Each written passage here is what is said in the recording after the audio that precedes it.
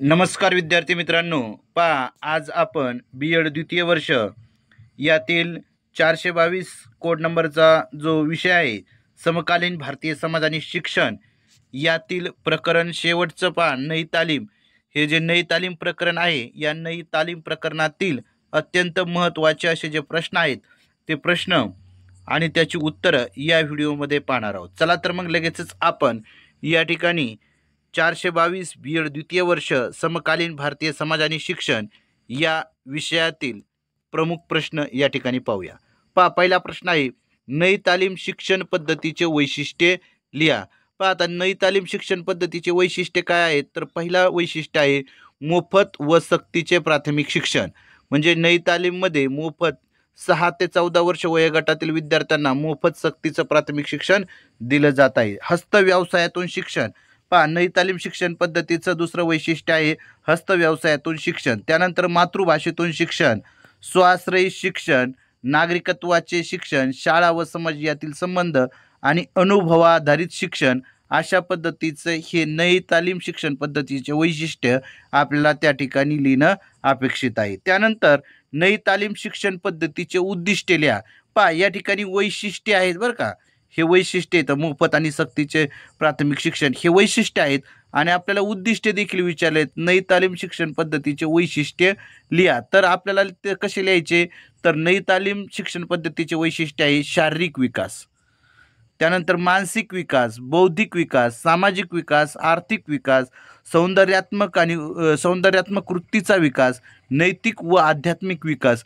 म्हणजे नई तालीम शिक्षण पद्धतीद्वारे कोणते उद्दिष्टे साध्य होतात तर पहा विद्यार्थ्याचा शारीरिक विकास होतो, त्याचा मानसिक विकास होतो, त्याचा बौद्धिक विकास होतो, विद्यार्थ्याचा सामाजिक विकास, आर्थिक विकास, सौंदर्यात्मक वृत्तीचा विकास, नैतिक व आध्यात्मिक विकास अशा पद्धतीचं हे नई तालीम शिक्षण पद्धतीचे उद्दिष्टे आपल्याला लिहिणं गरजेचं आहे. त्यानंतर अत्यंत महत्त्वाचा प्रश्न हा परीक्षेला नक्कीच विचारला जाणार आहे. नई तालीम स्वातंत्र्योत्तर काळात पिछाट होण्याची कारणे. म्हणजे नई तालीम राबवताना येणारी जी आव्हाने पेलायची असतील तर स्वातंत्र्योत्तर काळात हळूहळू नई तालीमाच्या शाळा बंद पडण्यामागील कारणांचा आढावा घेणे गरजेचे वाटते. म्हणजे या ठिकाणी नई तालीमच्या शाळा बंद पडण्याची कारणं असं देखील विचारलं जाऊ शकतं किंवा स्वातंत्र्योत्तर काळात नई तालीम पिछाट होण्याची कारणे सांगा असा देखील प्रश्न विचारला जाऊ शकतो. मग पहा आता पहिलं कारण आहे आर्थिक अडचणी. नई तालीम स्वाश्रयी व्हाव्यात व शाळेचा आर्थिक भार शाळेत तयार होणाऱ्या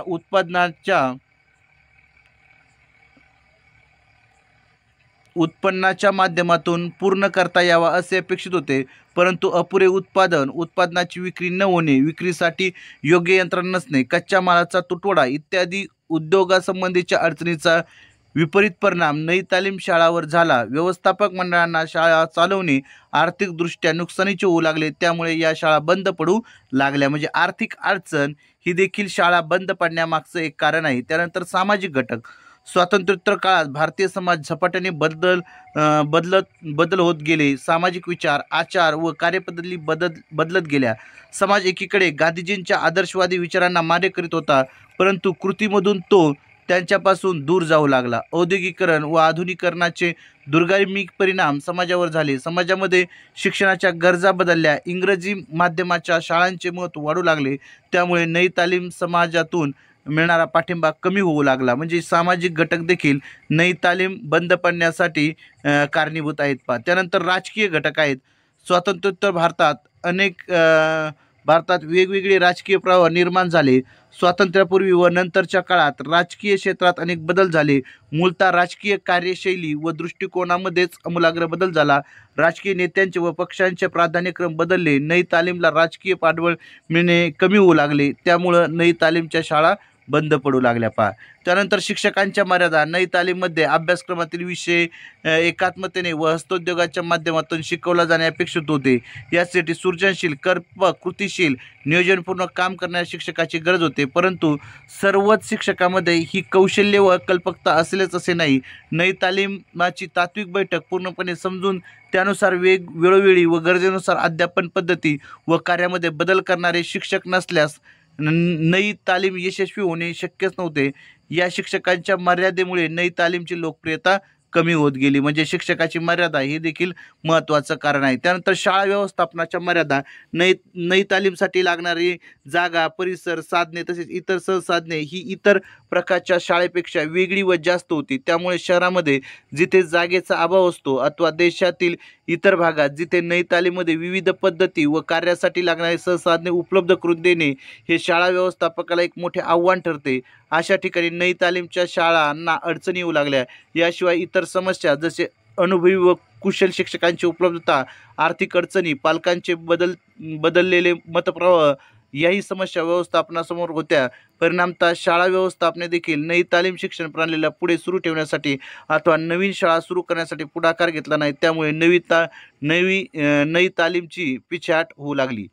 नई तालीममधील अंतर्गत विसंगती, गांधीजींचा शिक्षण प्रतीचा विचार उच्चतम आदर्शवादावर आधारित होता तेव्हा त्यांच्या नई तालीम शिक्षण प्रणालीमध्ये प्रतिबिंबित झाला होता. या आदर्श विचारांना कार्यान्वित करताना व या ठिकाणी करताना म्हणजे नई तालीमातील अंतर्गत विसंगती हे देखील शाळा बंद पडण्याचं कारण आहे. शाळा व्यवस्थापनाच्या मर्यादा, शिक्षकाच्या मर्यादा, राजकीय घटक, सामाजिक घटक, आर्थिक अडचणी अशा वेगवेगळ्या कारणामुळं नई तालीमच्या शाळा बंद पडत आहेत. अशा पद्धतीने आपण या ठिकाणी इयत्ता म्हणजे BEdचा जो द्वितीय वर्षाचा अभ्यासक्रम आहे त्या द्वितीय वर्षाच्या अभ्यासक्रमातील समकालीन भारतीय समाज आणि शिक्षण यातील जे शेवटचं म्हणजे 6वं प्रकरण आहे कोणतं, नई तालीम. या नई तालीम प्रकरणातील जे महत्त्वाचे 3 प्रश्न होते ते 3 प्रश्न आपण या ठिकाणी समजून घेतलेले आहेत.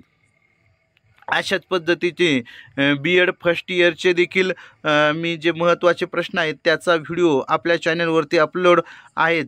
तुम्ही आपला जो चॅनल आहे VPN एज्युकेशनल गुरु या चॅनलला सबस्क्राईब केल्यानंतर तुम्हाला सर्व जे व्हिडिओ आहेत BEd असेल त्याचबरोबर इयत्ता 1ली ते 8वीपर्यंतचे महत्त्वाचे जे प्रश्नपत्रिका आहेत त्या प्रश्नपत्रिका देखील तुम्हाला पाहायला मिळणार आहेत.